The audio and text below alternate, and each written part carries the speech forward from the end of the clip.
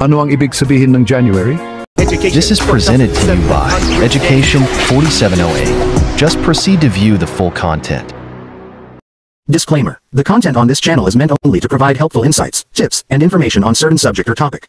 While we strive to provide accurate and up-to-date knowledge, this is not a substitute for professional advice. Always consult a qualified expert or professional for your specific needs. We encourage you to use this content as a guide for learning and additional information.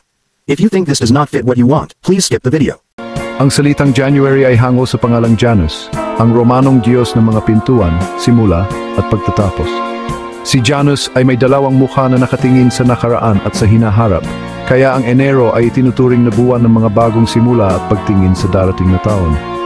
Sa kalendaryo, ang Enero ang unang buwan ng taon sa Gregorian at Julian na kalendaryo, at karaniwang naugnay ito sa pagsisimula ng bagong taon at mga resolusyon.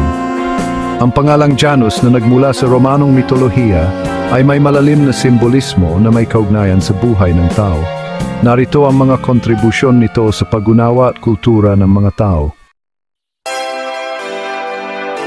Si Janus ay kinikilala bilang Diyos ng mga pintuan, lagusan at simula na sumisimbolo sa kakayahan ng tao na magpasya at magbago. Sa ganitong paraan, ang pangalan niya ay nagiging paalala ng kahalagahan ng pagharap sa mga pagbabago, pagtanggap sa mga bagong simula at pag-iwan sa nakaraan.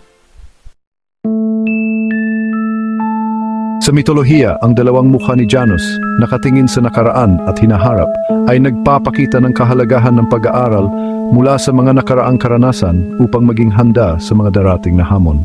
Ito ay mahalaga sa pagpaplano ng buhay, karera at relasyon. Ang pangalan ni Janus ay kadalasang naiugnay sa Enero, ang simula ng bagong taon. Ito ay nagiging panahon ng introspeksyon at resolusyon na hinihikayat ang mga tao na magsimula muli o magtakda ng mas mataas na layunin. Ang ideya ni Janus bilang tagapagbantay ng mga pintuan ay makikita sa mga aktwal na pintuan at lagusan na sumisimbolo ng proteksyon at transisyon. Sa araw-araw, ang mga desisyon natin ay maihahalin tulad sa pagbukas o pagsara ng mga pintuan. Sa kabuuan, ang pangalan ni Janus ay nagbibigay inspirasyon sa mga tao na magmuni-muni, maging matatag sa harap ng pagbabago, at magpatuloy sa pagtahak ng mas mabuting landas. Ang mukha ni Janus na nakatingin sa nakaraan ay nagpapahiwatig na mahalaga ang pagsusuri sa mga karanasan, pagkakamali, at tagumpay. Ang mga aral mula sa nakaraan ay nagbibigay ng pundasyon para sa mas maayos na desisyon sa kasalukuyan. Ang mukha na nakatingin sa hinaharap ay nag-uudyok sa tao na magkaroon ng malinaw na layunin, pangarap at direksyon. Pinapaalala nito na mahalaga ang pagpaplano at pag-asa sa mga posibilidad na darating. Ang dalawang mukha ni Janus ay naglalarawan ng balanseng pananaw. Habang mahalaga ang pag-alala sa nakaraan, dapat ay hindi tayo manatili rito. Gayun din, habang kinakailangan ang pagpaplano para sa hinaharap, hindi natin dapat kaligtaan ang kasalukuyang sandali. Ang simbolo ng pintuan at transisyon na kaugnay kay Janus ay nagtuturo sa tao na yakapin ang mga pagbabago sa buhay. Ang bawat pagtatapos ay maaring maging simula ng mas magandang landas. Ang kakayahan ni Janus na tumingin sa dalawang direksyon ay nagsisilbing paalala na dapat tayong maging maingat sa mga desisyon.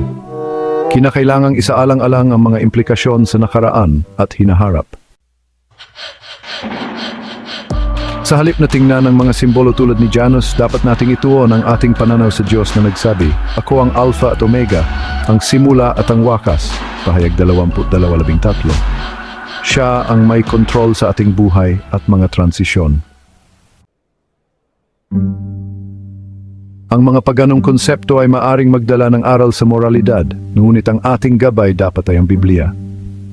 Ang ikalawang Timoteo 3:16-17 ay nagpapaalala na ang lahat ng kasulatan ay kinasihan ng Diyos at sapat na para ituwid, ituro at ihanda tayo sa mabubuting gawa. Ang Biblia ay malinaw sa utos na huwag kang magkakaroon ng ibang Diyos sa harap ko. Exodo 20. Bagaman si Janus ay simboliko lamang, hindi natin dapat bigyan ng espiritual na kahulugan o pagsamba ang mga bagay na naugnay sa kanya. Ang mga tradisyon tulad ng pagdiriwang ng bagong taon ay maaring magdala ng superstisyon. Bilang mga Kristiyano, dapat tayong magtiwala sa Diyos sa halip na umasa sa mga simbolismo o ritual na may paganong pinagmulan. Sa halip na tumingin sa simbolo ng bagong taon o kay Janus, dapat nating ipagdiwang ang ating bagong buhay kay Kristo. Ang ikalawang Korinto 5:17 ay nagpapaalala na, kaya't ang sinumang na kay Kristo ay isa ng bagong nilalang. Ang mga dating bagay ay lumipas na, narito ang lahat ay naging bago. Sa pagharap sa mga taong maaring yumakap pa rin sa mga tradisyong ito, gamitin ang pagkakataon upang magbahagi ng Ebanghelyo. Turuan sila na ang tunay na transisyon ay ang pagtanggap kay Kristo bilang Panginoon at tapagligtas. Sa pamamagitan ng pagkilala sa kasaysayan, ngunit pagbibigay diin sa ating pananampalataya sa Diyos, mapapanatili natin ang pagkakristiyano ng walang kompromiso sa ating pananalig. Kung nagustuhan mo ang bidyong ito, mag-like ka naman at mag-comment ang salamat. Thanks for watching.